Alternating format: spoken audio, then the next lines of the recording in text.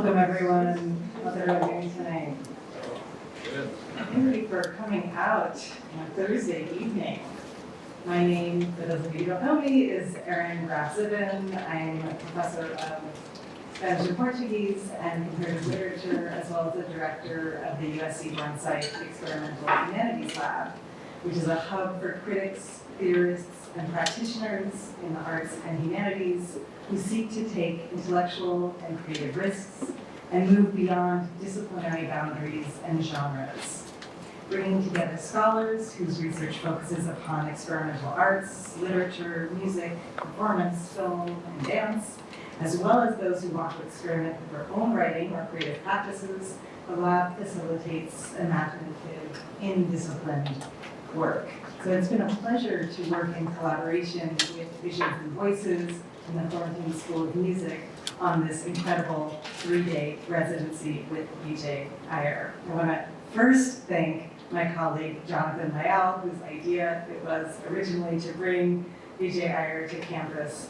I'll give you a more robust introduction in just a moment. I want to give a shout out to the Visions and Voices team, Daria, Marie, Martin, and David, who's sitting in the back. You can wave and thank him on the way out today.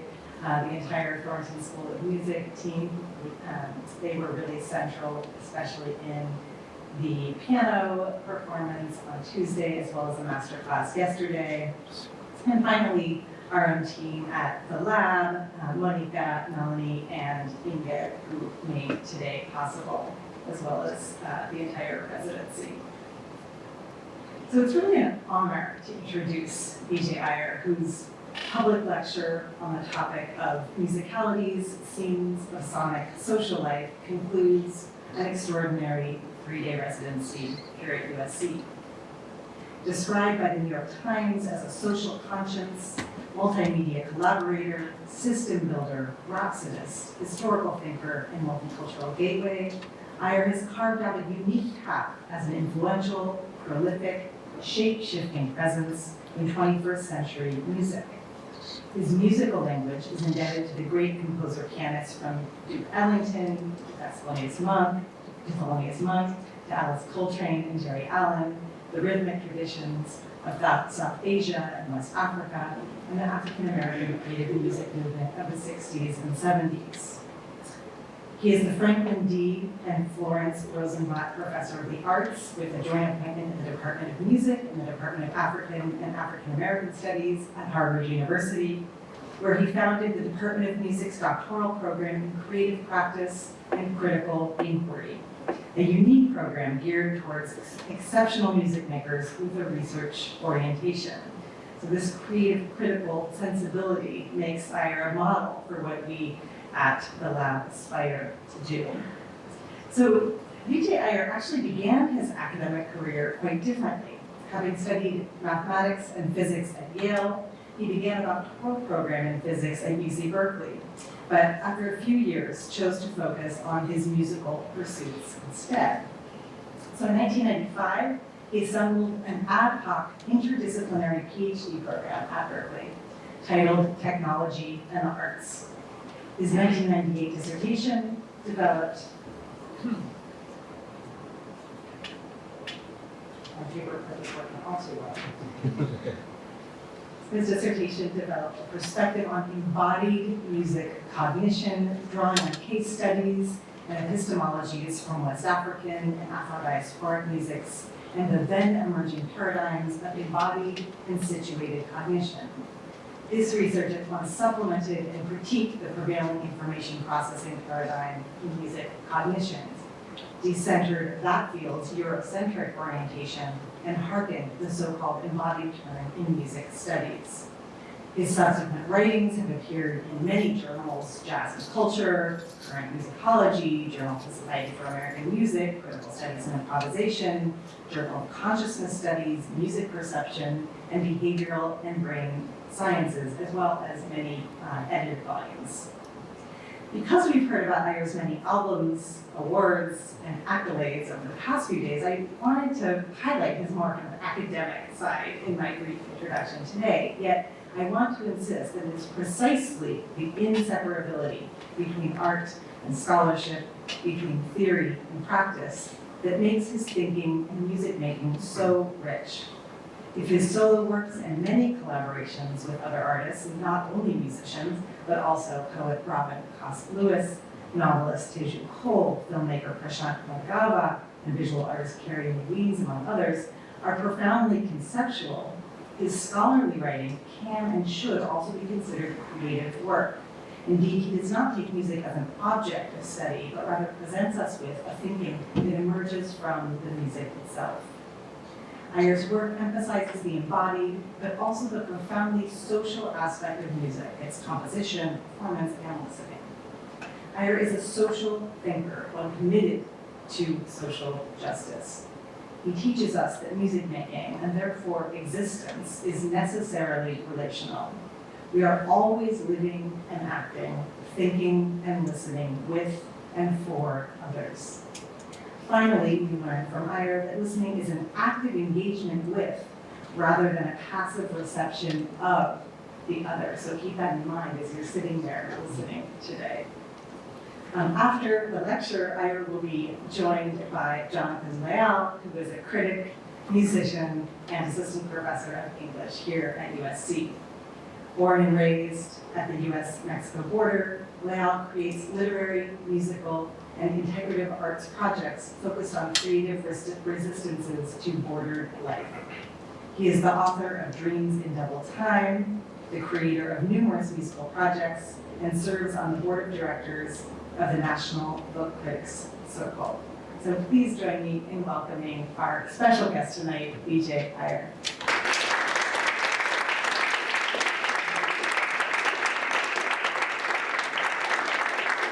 I'm really honored to be here. It's been a great week, and thank you all. I noticed on the website that this event is tagged as diversity, which means that this is kind of a contraband space at this moment in history. So I guess welcome to the resistance, everybody. And it's been a real pleasure. I'm sincerely grateful to Aaron and Jonathan and Jason and David and the many other key people here who concocted this very generous invitation, to everyone who facilitated my travel and made everything go smoothly, and also to all of you for showing up today to indulge me. And you know, it was a little hard to pull this together because I wasn't sure whom I was going to be speaking to. So I'm going to kind of cast the net a little broadly, but I'm also going to nerd out in different moments, and I hope there's something for you in it, no matter who you are. Though it's somewhere in my credentials, I've never really thought of myself as a music studies scholar exactly, nor even as a particularly diligent or up-to-date student of the humanities. But as a music maker, I've been around musicians whose concepts and insights and actions and utterances have at times shaken me to my core. So today I speak to you from that place. When did it start for you? This sinking realization that each day this world becomes, in some small but significant increment, undeniably and irrevocably worse than the day before. Was it last November, with the historic political failure of so-called liberalism? Or last spring, as institutional and state actors repeatedly dehumanized, brutalized, and sold out the anti-war activists on our campuses and in our cities? Or was it the previous fall, as waves of state-sanctioned violence and institutional double-speak started to corrode our world, expose the hypocrisies of the systems we live under? Or perhaps it was 4 years ago, at the height of a pandemic with its horrific, massively unequally distributed death toll. For some US Gen Z kids, it was the year after the 2018 mass shooting at a high school in Parkland, Florida. when their months-long effort on gun control failed to produce any tangible results from their elders, who seemed effectively unfazed by their killings. For others, it was the wave of authoritarianism, fueled by online disinformation that started to grip the West about a decade ago. For others still, it was an unrelenting series of police and vigilante murders of black men, women, and children out in the open, increasingly documented by passersby and shared with the world over the past dozen or so years. For many of us old enough to remember 2 decades ago, it was the global war on terror, the scale of endless war, and sinister new sanitizing technology and terminology, the atmosphere of surveillance, state terror, and media-fueled paranoia, the unequal treatment of civilians based on skin color, religion, and national origin. For our descendants, inheritors of a boiling planet, it is and will have been our utter failure to act on climate change. Over the last 5 centuries, modernity and coloniality have co-constituted each other, forming one system of global plunder, domination, mass murder, and Western self-regard. But this past quarter century, this post-millennium, has been beset by the ruinous folly of elites in pursuit of wealth and power, irrespective of legal scaffolding held within this system or the will of the masses. Maybe the aspects of our world that Christina Sharp terms the grotesque predates this era and will outlast it. But this accelerated slipping away, this dulling, this unveiling, this cheapening, this crumbling, this continually intensifying violence of humanity's inhumanities. This is the time in which we all live. I'm offering this opening reminder, letting in all of this chaos, noise, and anguish into the safety of our gathering, because this is what artists do. We are not here to redeem you or even ourselves. We are here to remind you of the abyss and the expanse, the squalor and the abundance, the nothing and the everything, the world beyond your world. At the close of What is Philosophy, Deleuze and Guattari summarized D.H. Lawrence's essay, Chaos in Poetry, as follows. People are constantly putting up an umbrella that shelters them, and on the underside of which they draw a firmament and write their conventions and opinions. But poets, artists, make a slit in the umbrella. They tear open the firmament itself to let in a bit of free and windy chaos, and to frame in a sudden light a vision that appears through the rent. There are certain sounds that, to use Bloch's phrase, rip open the times. For me, anyway, the weight of a human heart sonically transduced in an instant, a single gesture redolent of all that is carried within a human being, a hologram of all that comes to pass among beings. Not an escape, but a surmounting. Not a victory, but a defiant livingness. This is a new project that will be out in the world in a few weeks with the great Wadada Leo Smith. And I'm happy to say that in the liner notes are simply a transcribed conversation I had with him. And this is a bit from that. Defiant is a powerful term. The defiant person knows completely and wholeheartedly what's right and what's wrong. And they cannot be persuaded to think any other kind of way. And that defiance matches their action, how they engage with that event or the notion of that event. So it's not just that you disagree. It's a much deeper embodiment of your own, let's say, self-realization and what it means to be human. At the risk of maybe extreme self-indulgence, or maybe charitably as a kind of reflexive methodology, I would like to share a short piece by the composer and trumpeter Wadada Leo Smith and myself. It's the third segment of a triptych titled Monumental Impulses. What I'd like to do here is reveal a few facets of this work as it is being made. I am usually loath to speak over music, be it mine or someone else's, but here I want to highlight a style of listening from within and perhaps expose something about the making, the event as it becomes an object. We created this project it's a short project called Monumental Impulses last September for Carrie Mae Weems's work on American monuments, itself part of her massive ongoing meta project of exposure, critique, and reclamation. In approaching this vexed topic along with Mr. Smith, we found ourselves focused on three different aspects of monumentality. Part one, building forces, sounds the primary urge to build, to leave a mark on the land, to reach for the sky.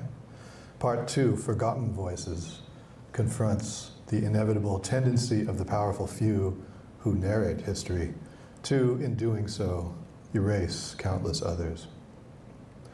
And three, underlying these more male-coded impulses, the need among the living to remember our dead and to let art be, as Teju Cole said, how we mourn together.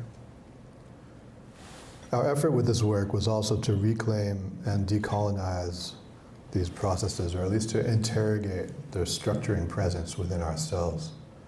The segment I'm going to show you, part three of that triptych, bears the subtitle In Memoriam. It is in that sense a blues elegy, a burdened panegyric, a shared lament. I want you to know, before I press play, that Smith and I do not have repertoire, and we never rehearse in any traditional sense. Each musical creation begins from nothing and proceeds with an uncanny, luminous inevitability. We make these works from nothing, that is, except our individual languages, our mutual oral attunement, and what I would call a shared aesthetic of necessity. Aesthetic of necessity. A sense which I have largely learned from him over 2 decades of what must be done and why. Our time together, from the moment we meet until the moment we go on stage, is most often spent talking about the state of the world, studying histories of liberation, and sharing readings and historical references as a means of grounding ourselves purposefully in our present. And poetry is not a luxury. Audre Lorde writes, we can train ourselves to respect our feelings and to discipline or transpose them into a language that matches those feelings so they can be shared. Mr. Smith and I share an orientation toward creative co-authorship, one that does not adhere to principles that are distinguished, one that does not adhere to principles that distinguish among composition, improvisation, practice, performance, or any of the other categories that would serve to embed us more deeply in these systems of modernity and coloniality. We do what my colleague Abruj Aftab succinctly called live composing, a provocatively tense verbal dyad. For composition, as commonly understood, demands the making of objects that, in capitalism's order, must precede, frame, and ultimately undermine the moment of liveness. I do not mean to characterize this process as miraculous, but rather to remind you that it is something that we, as human beings, can do together. Maybe we could get the lights so that we can see this a little better. And hopefully the sound is going to work. Let's see. Oh, I should say that The playback through this system is glitchy. The audio should be okay, but the video will be a kind of freeze frame effect. Well, let's just find some poetry in it, as unintended as it is. You meant to do that. Yes, exactly.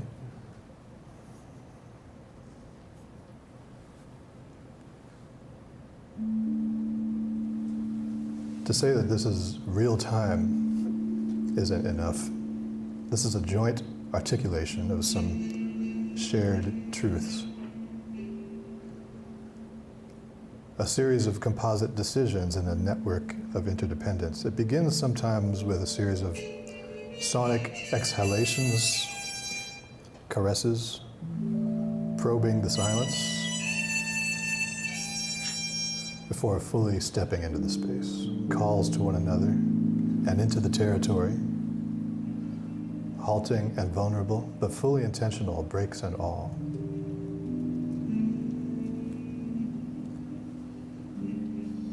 Smith's modulations and amplitude, creating their own version of the echoic undulations from the roads.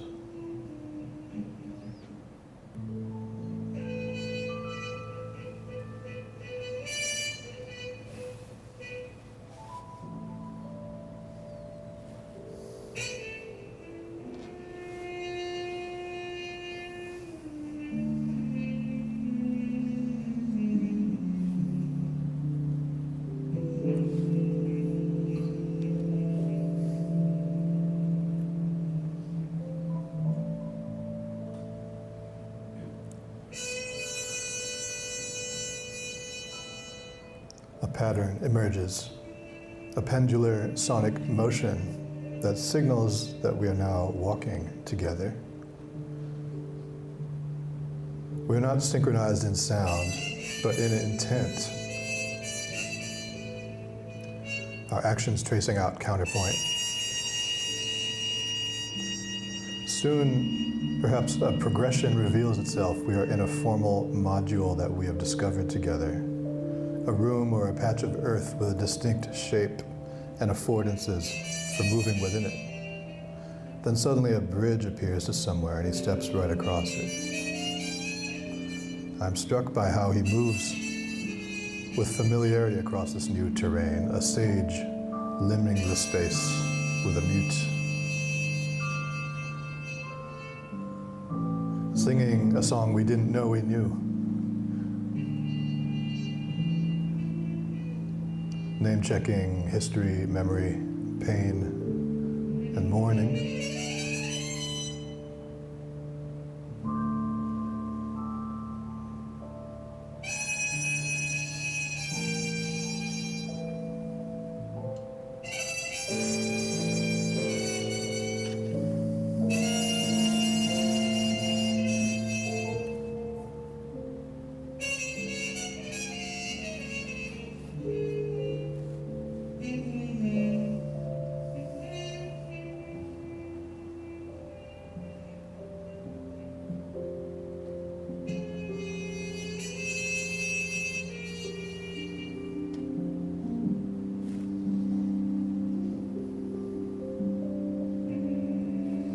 He ends his account with a long multiphonic growl. Not a cadence or a relay, but a melting into pure texture.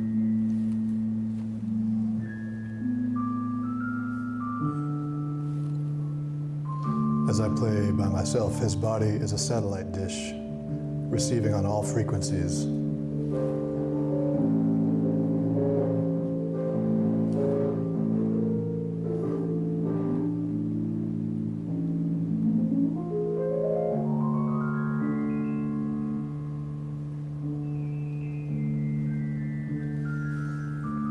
There's a moment or two where he almost joins back in, then he stops himself. This action reveals an electrified moment-to-moment engagement. Each flash of foresight, conditioned step by step by the branching of multiverses. Why not now? Because it isn't time yet. Why later? Because it will be time.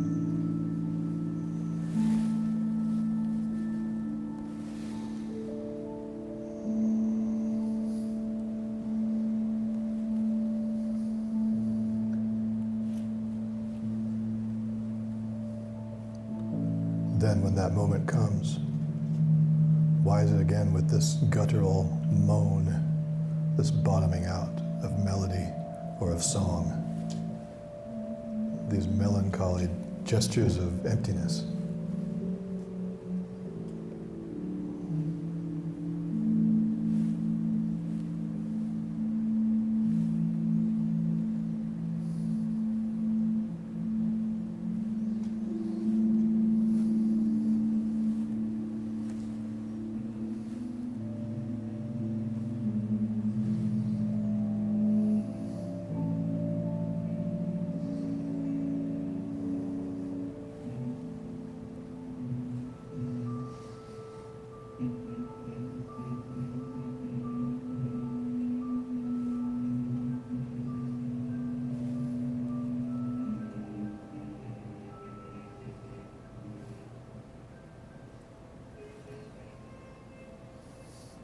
A late breaking detail. A low electronic drone from another source comes by surprise, but supports his resolution. He sustains a clarion tone along with it and registers in that hexis a small sting of recognition.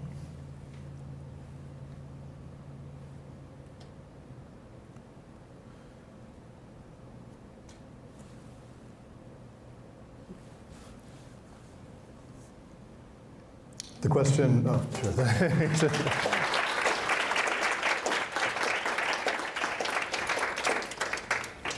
The question perhaps isn't why did that happen, but rather what else could have happened? The only other option always is nothing else at all. We only do what happens because only it is meant to happen. Oop. Why is it doing that again? Hold on. Accepting this truth that we only do what happens because only it is meant to happen means surrendering to an intention beyond ourselves, a kind of atemporality or acausality. Simply put, we are channeling together, receiving this music from elsewhere. Did we compose it, or did it compose us? There's also something about this single-take process with its indelible, uneditable material trace that feels something like etching, a defiantly anti-ephemeral, resistant residue. The thing is made, all the while the act of making the thing is the thing. As if in a time travel paradox we bear witness to our own births. We are of radically distinct histories, born 30 years apart. Him into segregated Mississippi of 1941. Me into a model minority type family in 1971 in New York.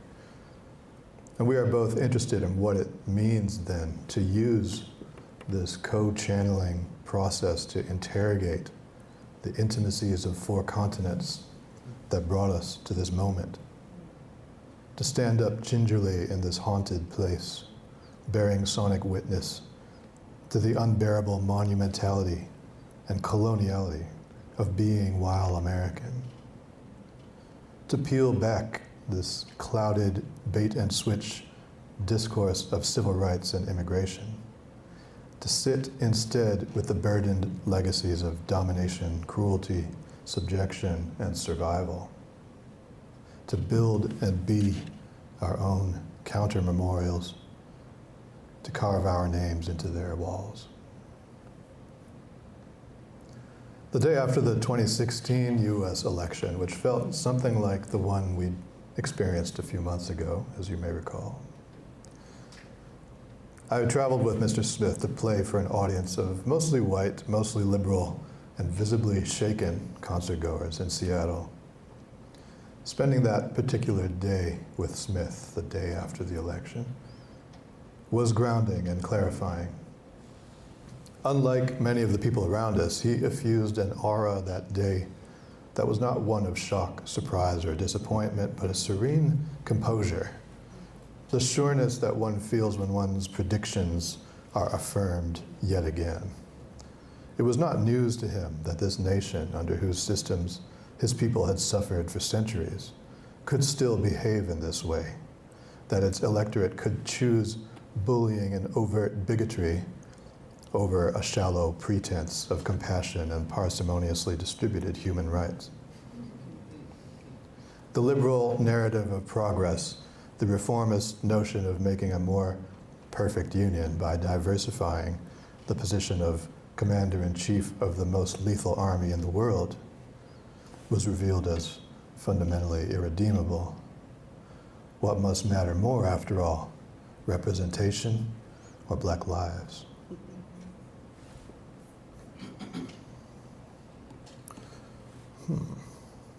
Okay. This talk is in modules, so if you zone out, you can zone back in every now and then. Here's the next one. I've heard the word human used in some troublesome ways recently. Far from a biological given, human has been a contested category since its invention. Here's one of these etymological, what do you call this? It's an etymology is what it is. From earlier, hemo from Proto-Italic, hemo from Proto-Indo-European, this word, which is in this particular rendering translated as earthling. From hum, earth, whence Latin humus, which means soil. Human, homo, humus. There's a derivational relationship between the words for both earth and man. Between human and soil, or perhaps more clearly, between person and place. It's a conception that predates any widespread understanding of the earth as a planet. This common translation as earthling is actually kind of an anachronism. In other words, the word human predates the idea of the universal. I'll say it again, the word human predates the idea of the universal. In the imperial Latin, it arguably refers not to the planet Earth, but to the span of empire, to the presumed colonial linguistic dominion of the speaker. It's a provincial term, in other words. Oops. Since we're here under the auspices of the experimental humanities, I wanted to talk about the humanities, and this is sort of a way into it. Philosophy, which is a progenitor, let's say, of the humanities, constantly traffics in these universals. The insinuation is omnipresent, embedded in the first person plural, or more insidiously in the passive voice that pervades philosophical, political, and scientific writing. The first person plural, the word we, a fuzzily defined category. This plural subjectivity is too often taken to stand in for our entire species, literally everyone who ever lived, some staggering 12-digit number of people. Music theory and analysis, by contrast, tends to more efficiently conceal its universals, largely by bypassing discourses of the human almost entirely. Its most pervasive pronouns are it and its. Bodies are theorized, but people's lives aren't. In taking for granted the thingness of music, the discipline tends to hide its dependence on the laboring human beings who were thingified to make music's ontology possible. Music is taken as an object or substance that comes to us, not from us, through some assemblage of people and objects whose details and lives don't matter.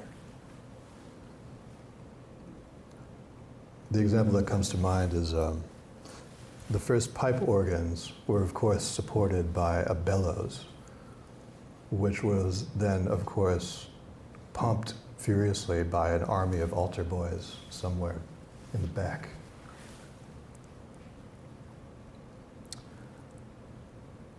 The ontological claim about music, that it is a thing, presumes a uniformity among listening subjects, a supposition that we will all apprehend objective truths about the musical surface in the same way. This is the implied us of music theory and analysis. So who is left out of such universalist gestures? Which members of the human species have had their humanity effectively revoked through discourse, law, borders, and communal violence, to the point where our sense of us fails to include them? The collection of fields that go under the name of the humanities have been slow, for example, to confront genocide or war crimes, or forced starvation, or the killing of tens of thousands of children, or the death toll estimates nearing 200,000 Palestinian people. We have been careful not to mention in any direct terms how the category of the human being, the master signifier under which we all gather in the humanities, has clearly reached its limits. The unserious pretense of our shared humanity has relentlessly been mobilized to excuse and cover for actual, literal crimes against humanity. So I find myself instead wanting to listen to and build common cause with those hurled out of the category of the human, the uncounted, the uncountable, the abject, the dispossessed, the refused, the barred, the exiled, the tortured, the fled, the encamped, the removed, the bulldozed, the entombed in rubble, the crushed, the maimed, the many, many lost, the human beings at the edge of existence, whom some of the most powerful state and non-state actors in the world seek to erase from existence. What does the world sound like from outside the abject boundary of the category of the human being? In listening and thinking with such unacknowledged, burdened subjectivities, I turn to the late Martinican poet and theorist Edouard Glissant in his theorizing of relation for its continued potency and relevance and disruptiveness. In a 2009 conversation with Manta Jawara, Glissant summarized it as follows. I say that relation is made up of all the differences in the world, and we shouldn't forget a single one of them, even the smallest. If you forget even the tiniest difference in the world, well, relation is no longer relation. Now, what do we do when we believe this? We call into question, in a formal manner, the idea of the universal. The universal is a sublimation, an abstraction that enables us to forget small differences. We drift upon the universal and forget these small differences, and relation is wonderful because it doesn't allow us to do that. There's no such thing as a relation made up of big differences. Relation is total, otherwise it's not relation. So that's why I prefer the notion of relation to the notion of the universal. My own academic work, my early academic work, beginning with this 1998 dissertation, introduced a framework of embodied music cognition, as was shouted out earlier. Confronting the Eurocentric frameworks of music theory, musicology, and music cognition, I argued for an understanding of music as, first and foremost, embodied human action, the sounds of bodies in motion, and that those actions and perceptions are environmentally and socioculturally situated. My hope was at the time to supplement what had been left out of the presumed universals of music cognition. This project was informed by Black music makers, Black musical systems, and Black methods. The point was that African and Afro-diasporic music making cultivates, possesses, and shares some elemental insights about human musicality. But I noticed that whenever I give a talk or published an article based on these ideas and based on the ideas and innovations of black music makers and scholars, the work would get characterized as particular to black music and therefore irrelevant to the more general philosophical or musicological discussions. A de facto ghettoizing by genre and race. For example, my work on music and embodiment was spun for decades as something along the lines of the cognitive science of jazz, or the neuroscience of groove, and so on. There's a profound misreading, so I'll try to make my point plain here. Avowedly or not, cognitive science, music theory, philosophy, and other related disciplines reach for universals habitually. As soon as you find counterexamples to these so-called universals, Glissant's small differences, you have exposed universality's limits, and the original universalist claims need to yield and evolve. What Black Studies, or as Fred Moten and others have dubbed Black Study, aims to do is articulate black perspectives on thought, language, culture, politics, psychology, and human flourishing. Black Study doesn't simply consist of turning the academic lens on black people or black cultural productions as objects of study. Black Study is the black subject's intentional study of the world. Fred Moten, in his opening chapter to his early work, In the Break, this quote I keep coming back to, the animative materiality, the aesthetic, political, sexual, and racial force of the ensemble of objects that we might call black performances, black history, blackness, is a real problem and a real chance for the philosophy of the human being. Then, parenthetically, which would necessarily bear and be irreducible to what is called, or what somebody might hope to someday call, subjectivity. I love that constant deferral of the resolution in that sentence. That's one sentence. A real problem and a real chance for the philosophy of the human being.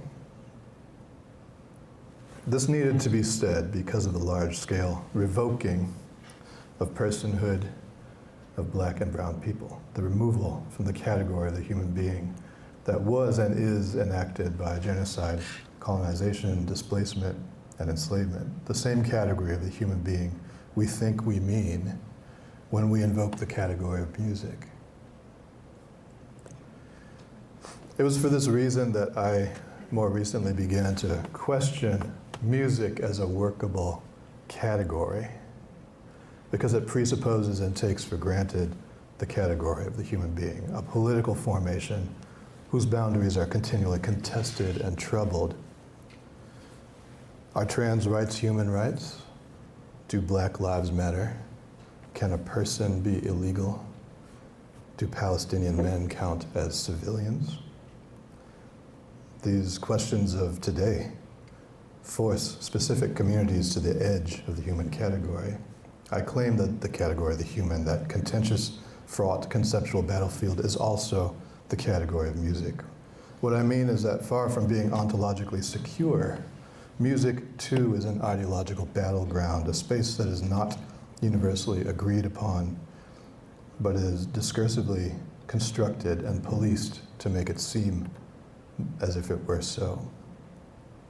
The music made by people on the edges of the category of the human, the abject, the dispossessed, the incarcerated, the enslaved, the illegal, the disabled, the marginal, is similarly ejected outside of the category of music.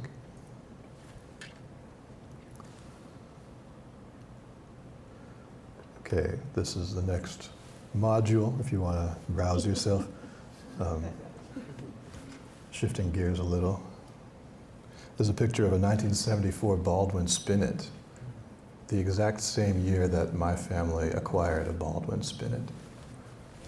My earliest musical memory Indeed, perhaps my earliest memory at all is from age 3 or 4. I had recently started violin lessons, and my beloved older sister, Pratima, then 6 or 7, had started on piano. My parents had gotten her a modest spinet on which she would work through her Suzuki repertoire. Her little piano loomed grandly over me and my 1/16 size violin. Similarly, I found myself looking up to her as my sentinel and guide through childhood. One day I heard her playing something I did not recognize from the Suzuki practice tapes. She was clanging around in what was probably A minor. It involved a lot of white keys and a sustain pedal. At some point, either that time or the next, I toddled up beside her and clanged in counterpoint. Together, we got the instrument resonating and shaking until it felt like it might tip over like a swing set. I called this a musical memory. Is that the right word for it? Little me, together with one of my favorite people in the world, engaged in collaboratively exploratory play, forming sonic experience, making a joyful noise, surely breaking a rule or two. Even then, I must have thought, could this be music too? Instantly, I was hooked. And to this day, every time I play the piano, some part of me is transported back to that ecstatic, timeless, transgressive moment from childhood. You could call it my origin story. Revisiting this scene of sonic social life, my sisters and my cacophonous clanging, this brings me to the following question. How does something we might call musicality emerge in such unlikely moments from objects or actions that do not yet seem to belong in the category we know as music? At what point and how does ordinary experience become musical? Back in 2020, aiming to pry open the category of music, I posed a question on Twitter following the form of a popular meme. What's not music but feels like music to you? This affective prompt received an avalanche of responses. Cooking, a really good conversation, longing, dancing, weather, grandparents, people being insulted in Yoruba, construction sites, water droplets, door creaks, astrological planet alignments, white noise, difference tones. My youngest son's gentle snore, my oldest son's footsteps, my daughter's laughter, the wind through desiccating leaves, dogs barking, the unfolding of an exquisite meal, shafts of sunlight through slow-moving clouds, astrology, astrophysics, poetry, the crunch of leaves on a crisp Chicago autumn day, looking deeply into the little eyes of a lover, traffic, the groove a washing machine or dishwasher gets into, the ocean, love, memories, roller coasters, touch, thought, everything. Hundreds of people from around the planet offered examples of what feels like music, illuminating the contested edges of the category, tracing out a larger space of musical mattering, affectively charged, attending to sensory experience. These included human and non-human actions, complex sensations, emotions, thoughts, and meaningful social relations. The category of music encompasses many behaviors, but is also surrounded by a vast sea of experiences that feel like they belong in that category too. These examples reveal that music as you know it, that is, music as a concept specific to the West, does not cover the range of phenomena that we experience as musical. So rather than pursue a definitive question like what is music, we can ask more inclusively, what in the realm of human experience might feel musical? Under what circumstances, how, and why?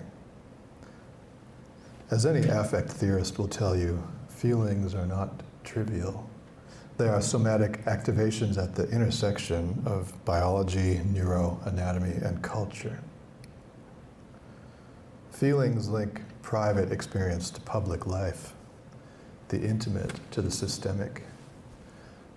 As these tweets show, virtually any experience can feel like music to somebody, and they cannot be proven wrong. For what if we say that music is felt into being? What if we treat the category of music not as one that closes or coheres, but instead as a sphere of experience opening out endlessly to human possibility? All of this has led me to a consideration not of music per se, but of musicality. How or when music establishes its own musicalness, how, why, and to whom human action becomes musical. So let us repurpose this strange word, musicality, as a critical concept, opening up the category of music as continually being made and remade. Let's say for now that musicality denotes an emergent quality, establishing musicalness or becoming musical. When we call something musical, we confer special value on it. Much more rare, sorry, just a second here. Yeah, much more rare than when we call something musical, we confer a special value on it, much more rare and important than mere music, that ubiquitous substance that wallpapers modern life. Musicality means that this moment matters. That's me, I said that. It is entirely a subjective and culturally specific activation, an affective relation with the sonorous actions of another being or object. Musicality emerges in innumerable ways, only some of which we can imagine today. We can start to pay attention to how different musicalities arise. Musicalities are embodied, which is to say, affective, temporal relations among beings and objects, not just sound making, but sonic mattering. I could go on and on, but what's our time? I've kind of lost track of when we started, because this has already been about 45 minutes. Shall I continue? There's more, if you want. I brought sort of an abundance of material, but I figured I could just parachute out at any moment. Well, I would at least like to take a moment to focus on a key thinker who could fortify this conversation, the influential Jamaican novelist and cultural theorist and polymath, Sylvia Wynter, now 96, who has written trenchantly around the intersections and fault lines of the humanities, sciences, and Black studies. Her work exactly addresses the problem highlighted in this conversation by unsettling the coloniality of being, or by mobilizing Black studies toward the human project. In her, in the article, Unparalleled Catastrophe for Our Species, or To Give Humanness a Different Future, Conversations, which is a transcribed exchange with the scholar Catherine McKittrick, Sylvia Wynter asserts, what I'm putting forward as a challenge here, as a wager, is that the human is meta-Darwinianly a hybrid being. both bios and logos, bios and mythoi, together define what it is to be human. Notice one major implication here. Humanness is no longer a noun. Being human is a praxis.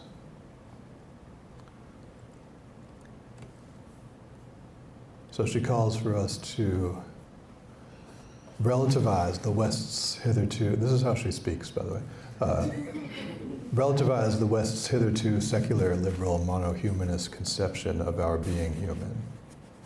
Its overrepresentation as the being of being human itself. We need to speak instead of our genres of being human. Once you redefine being human in this hybrid mythoi and bios terms, which is to say, not just the DNA of you, but the storytelling part of you, the cultural part of you. And therefore, in terms that draw attention to the relativity and original multiplicity of our genres of being human, all of a sudden what you begin to recognize is the central role that our discursive formations, aesthetic fields, and systems of knowledge must play in the performative enactment of all such genres of being hybridly human. The central role that our discursive formations, aesthetic fields, and systems of knowledge must play in the making of the human being.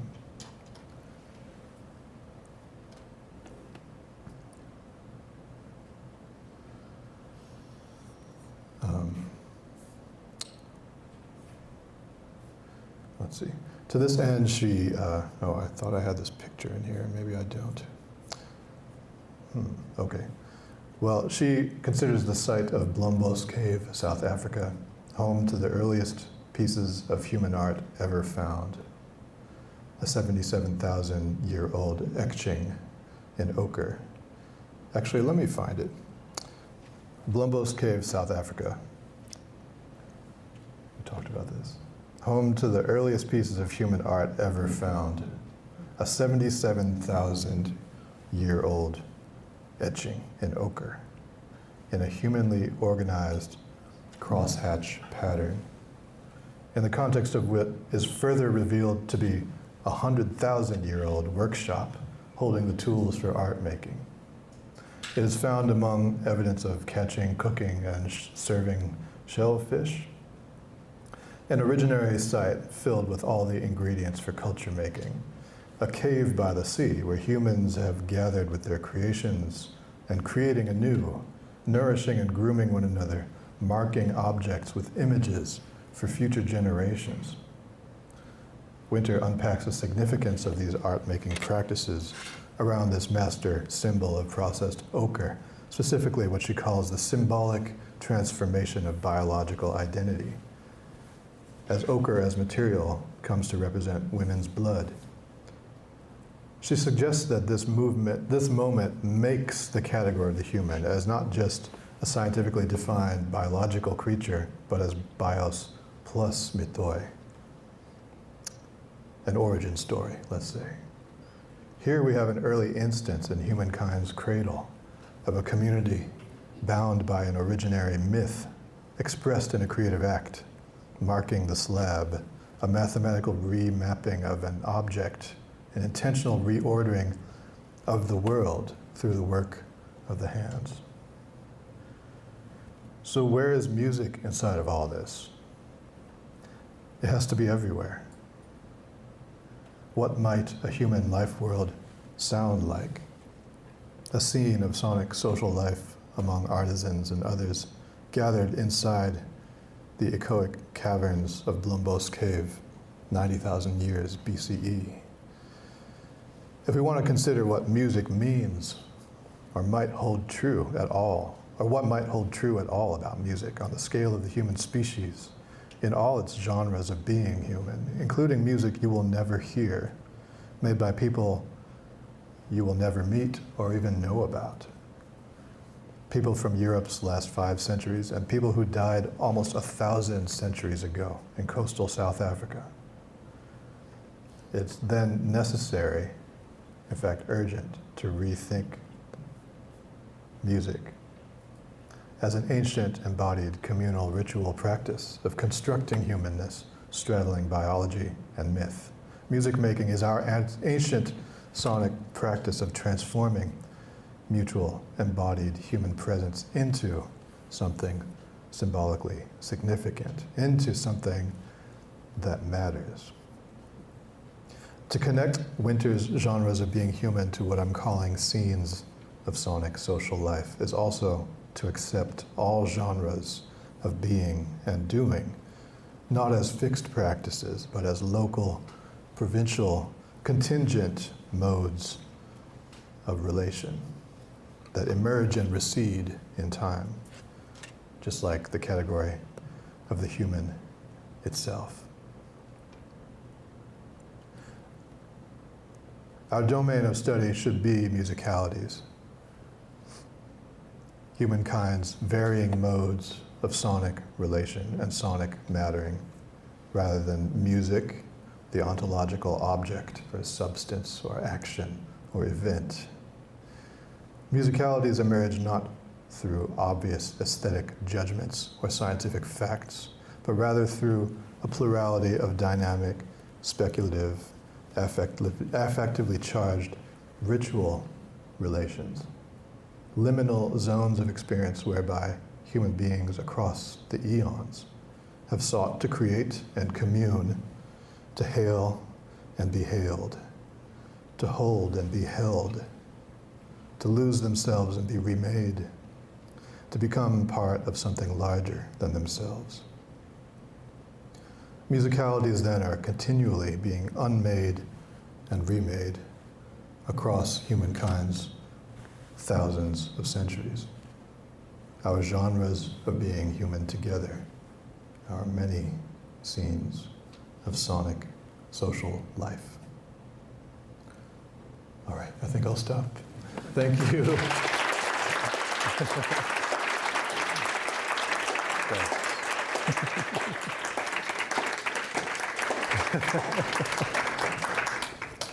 Can I just say what a special thrill and pleasure, and also kind of a nerve-wracking experience it is to be standing in front of the great author and poet and my dear friend Robin Cost Lewis when I pretend that I'm a writer and then stand in front of someone like her. It's humbling, let me say. But thank you all.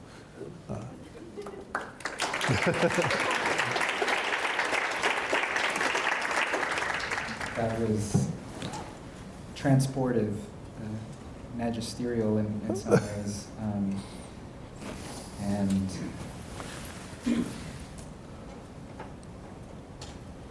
the points of entry feel almost innumerable, so I have to pick something. I think and I'm sure many people here were probably struck, and if they've been able to attend events that you've done this week on campus, not just by your own demonstration of musicalities as a performer and as an instructor, listener, but by your attention to language, the pressurized attention that you seem to have when it comes to linguistic possibility, poetic possibility. And so I'm curious to know, in the context of your more recent work on shifting from music as this stubborn noun toward the more liquid concept of musicality, in what ways that conceptual shift for you has transformed your own sense of language's role in that shift of understanding? Yeah, it's, thank you. I think a lot of it has to do, honestly, with me getting to be Forrest Gump-like, sitting next to a bunch of incredible writers every now and then. I got to be in Amiri Baraka's band for several years. I did these projects with Teju Cole and with Robin, and Robert Pinsky. I was in a hip hop band in the 90s, and that too was like hearing language put to musical use. All these epic projects I did with Mike Ladd, where it was really about the sound mattered as much as the sense, you know. Being very close friends with Greg Tate and with Fred Moten, Fred once told me that the poem isn't right until it sounds right when he reads it out loud, and he even sent me a recording of him reading a poem out loud, just to kind of like share this like processual kind of quality that it has, that the sound is itself part of the matter of language, you know? And so I think through that, there's both this sense of, well, there again is sonic mattering, right, and just emerges out of these like close, more than collaborations, like intimacies between music and poetry, with like these different classic examples, like The Last Poets, or like Ishmael Reed's, is it called Conjure? Is that album? Or you know, just these different forays into, actually Anthony Reed has written about this, he calls them phono poems, which is basically like recorded instances of poetry with music, which then becomes this heightened kind of textuality, I guess, I'm not sure what. But there's all this like rhythm being sounded in it that, you know, you have the regular rhythms of music, like let's say meter and things like that. And then you have the skittering rhythms of speech kind of bouncing off of it, or like moving through it. And then what does that open up, that sort of discrepant relationship that they have? So I guess just attending to this and being in it with folks, really, like for years now, you know, a quarter century or more, 30 years actually, of that. Really like kind of, I think that's finally, I think the other piece of it for me has been about writing from a space of feeling. I was talking to Aaron about this the other day, that that's sort of like the method that's cordoned off from academic writing, right? Like when you actually speak your truth, or whatever it is, as the millennials like to say. No offense, sorry. Sorry, I'm old, sorry about that. But yeah, speaking from emotion, I mean, like actually a couple of years ago, I was asked to write an elegy for Greg Tate. And that kind of like brought me to my knees in a way where I hadn't had to do that before. I mean, there was an elegy for my dad when he died in 21, but in fact, a few months before Greg did. But, and that was also something like that, but I think publishing a piece of writing was a different register in a way, because I actually wanted it to sound right on the page. And so I guess that's sort of where. And then that, again, like brings me into that affective relation between sound and sense. Yeah. I think too that that sensibility, whether or not you are working on a piece of text for publication somewhere, or you're creating titles or co-creating titles for pieces, it definitely comes through. Combat breathing, right? Children of Flint, Love in Exile, Defiant Life, right? Maybe practically speaking, the phrase defiant life Did you and Wadada start with that? Did it emerge in conversation afterward?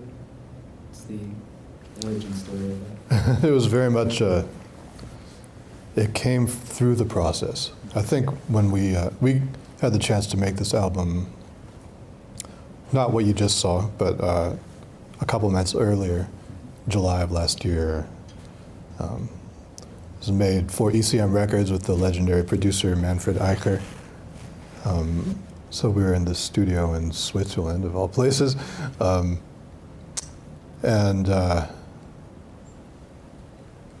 But this was, of course, in the midst of everything about 2024, right? So, like, right in the smack dab in the middle of this egregious year.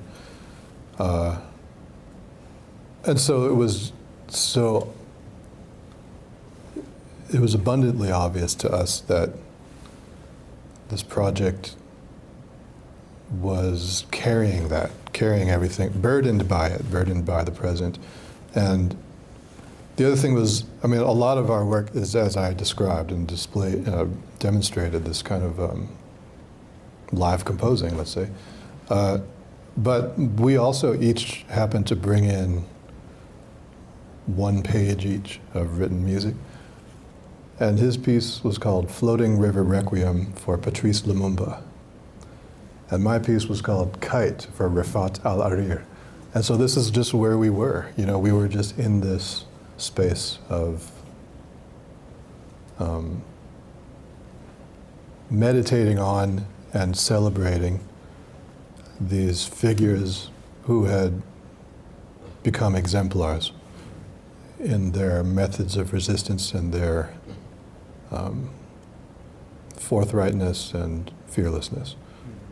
And so that was, you know, it was actually like, it was a very intense few days of making this music and sitting with the consequences of it, and the sort of, as beautiful as it was to be next to Lake Lugano in Switzerland, and the Italian part of Switzerland, which I like to call Swittily, that's sort of like the, it was also, like I said, just, it was heavy, you know, it was heavy, a heavy moment. And so it just felt like the only thing we could do was to at least pay tribute to those who live and those who should have lived.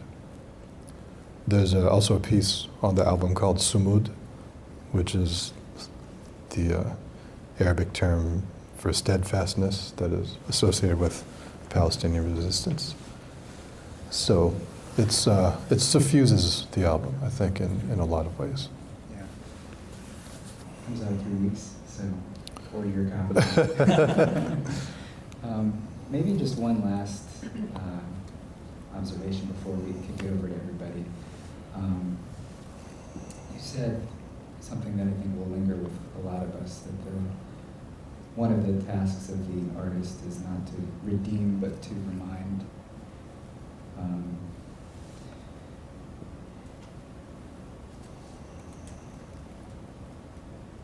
Thinking about your performance on Tuesday,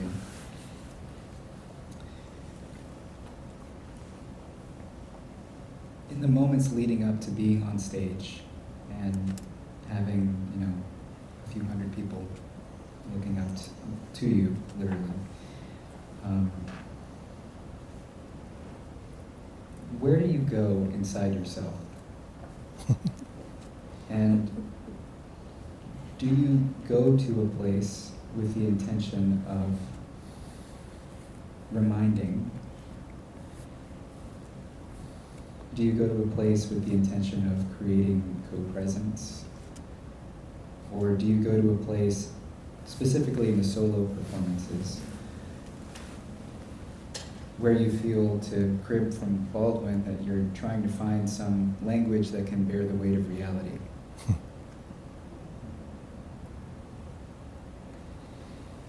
This is multiple choice. Thank you. That's very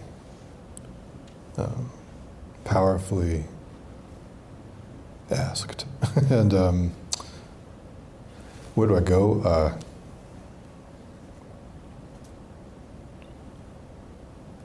I tried to, actually, what I did that whole afternoon, most of that day was just be at the piano. So they set me up very generously with this practice space with a 9-foot Steinway in it. So I've been in there. I got there that early that morning and just kind of basically getting myself to this non-verbal place, right? A place of communing, channeling, releasing, constructing also, like trying to strategize a little bit about like how should I do this today? Am I still a musician today? Like what's today? You know, today is always, it always feels like you start over every morning. And then spending the afternoon on the piano in the space. In fact, they had 2 pianos for me that I got to choose from. So I took my sweet time choosing between these 2 incredible pianos. And I got to shout out the piano technician here. I forget her name, but she is top notch. You guys are really lucky, luckier than you might know, because the way she makes those pianos sing and shout, and it's really special, which made it a very hard choice, in fact. Finally, I went to the one that was scarier. And I think this is maybe answering your question finally. I'm not good at answering. But I went to the one that was not so immediately available to me, but the one I had to reach deeper into, the one that was more complex in the way it spoke, the one that had that terrifying bottom end that I then just found myself lost in for a little while. And I wanted us all to lose ourselves in it. So it's kind of about like, well, what happens when violence and beauty come from the same place? So I don't know, I guess I just find myself asking these kinds of questions in the time before, and then I also kind of just, especially with a solo concert, I just need to be alone because I can't accommodate another topic, you know? Yeah, so that. I think we have some time for some questions from the audience if folks would like to ask. We can pass them up. I would love to ask Vijay a question if no one else has me. I am so, first of all, just so you know, everybody on campus, oh, do I need this? Everyone on campus that attended Tuesday's performance were still so jacked up. We're just like, were you there? Were you there? That's the question. Were you there on campus right now? And trying to tell others about it. And trying to be like, how do you boy, describe did it? you miss it. And having worked with you and stood on stage with you, I felt like the one in the big puddle in the audience afterwards. And I'm just thinking about, this talk was tremendous, Jay, by the way, the way you insist upon not getting locked in categories of composition, right? And the bravery with which you just stepped out there on Tuesday, and I've seen you do it now so many times, with nothing, just nothing, no, nothing. I'm trying to figure out, first of all, are you nuts? Like, why would you do that? Just artist to artist, I'm like, you know, it's just crazy.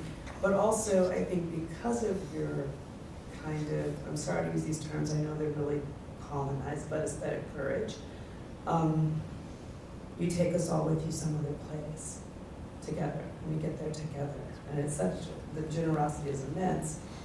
But there's something else I'm trying to ask that I don't have the language for yet, because you're doing something that doesn't have language, you know? And I'm not talking about that because you work in music or musicality. I'm talking about it because it hasn't existed before. And so I'm just trying to figure out your insistence on live composition, which is rigorous. It's a rigorous insistence. Like every time you get on stage, you say something about it. Do you realize that you're always talking about like, it's not going to be like it was before, trust me. Right? If you came last night, it's a different day, right? So I just wonder if you could just talk about live composition as a profound aesthetic that you practice all the time. And like, does it wear you out? Does it wear me out? Like, what do you do with that kind of, the energetic commitment you have to put into that is pretty profound, I guess. I'm sorry, I'm going around the corner and go next door too. But the energetic kind of commitment you have to put into it is just, you could so do this easy thing over here. And for decades now, you've chosen to do this very difficult, challenging, free form, no net, stepping out onto this wire every single time. And I'm wondering, A, why the hell do you do that? And B, what are you getting from it yourself? Well, thank you. And I mean, a lot of this we got to experience and discover together. We had the really precious opportunity to create a project together a couple of years ago now. And it was that, you know, it was her and me and a cellist, and we were working with visuals by Julie Meretu. And I remember when we were rehearsing, we would do these takes, or even we'd do a performance. You'd say, wow, that was really special. And I'm like, too bad, because it'll never happen again. But you know, I did not make this up. I was trained into a legacy of this. Like, you know, one of my mentors you just witnessed. And I should also say that there is repertoire. I mean, even when I was playing on Tuesday, I was kind of surfing my own archive in a way. So like, I step out on stage not with nothing, but with too much.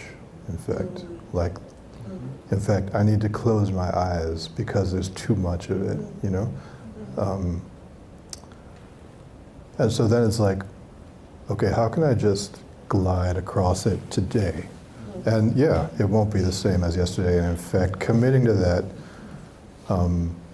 each time, and you saw us at the Vanguard with the trio too, and that was also, in fact, more like that in the sense that there was a kind of commitment to not repeat ourselves whatsoever, and even with the same repertoire. Or, you know, I kept enlarging the scope of the repertoire so that it wouldn't just be the last 2 albums, but actually the last 30 albums. You know, we're gonna draw from all of it, and that was okay. You know, that it then became a kind of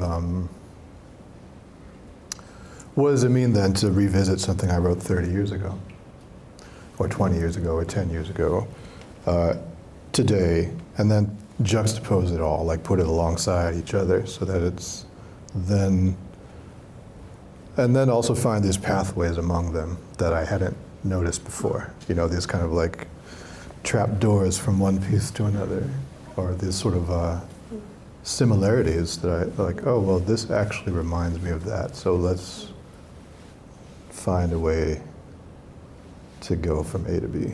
And then that transitional time is this space of possibility. It's liberating in a way because it's not resolved yet, and it's new, but it also has these end points that are kind of, there's a certain burden that it removes in the sense that I don't have to solve everything right now. I just need to get from there to here, you know. And so then it's like that kind of step-by-step thing that's happening constantly. But then, like, you can, if you're not attentive, in that step-by-step thing be wandering around in circles, right? Like, and then so there's another element, which is accountability. It's not just me up there, it's us, you know? Whether you're in the audience or on stage, it's still us. And that sense that that puddle you were in is also the puddle I was in, you know? I mean, I remember actually, I think often of this. I put out a solo album, like solo piano album in 2010. It's, I think, my only one, actually. And then I started doing all these solo tours, and not just like a one-off here or there, but actually like 3 weeks of solo concerts in front of rooms full of strangers, like night after night, across Europe even, where they might not even register me as part of the same species as, you know, so like I kind of have to start from not just scratch, but from this negative space of like, it's okay to have feelings too, you know, like this kind of, but I was at the time like really down on my own playing, like, it just felt like I was falling short, that I was not making it, that I was technically so devoid, that I was just like got into this space of, which all artists, probably and all people at some point in their lives experience, which is a kind of like rock bottom, like this feeling of complete worthlessness, you know, like I should not be here. It's beyond shame. It's like, oh my God, failure. The word is failure. I felt like failure. So like, and you know, so there I was on stage in maybe Basel or Tübingen or some town around there, and really feeling like a failure, you know, and something in me just I became so vulnerable in that moment. Then I felt something else, which was that the audience felt that too, and were there with me too. And that was a revelation to me in the sense that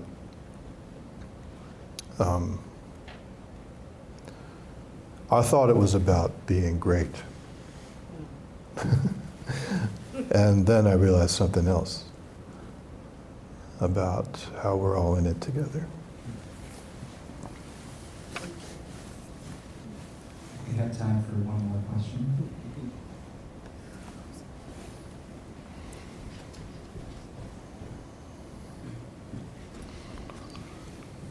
Thank you.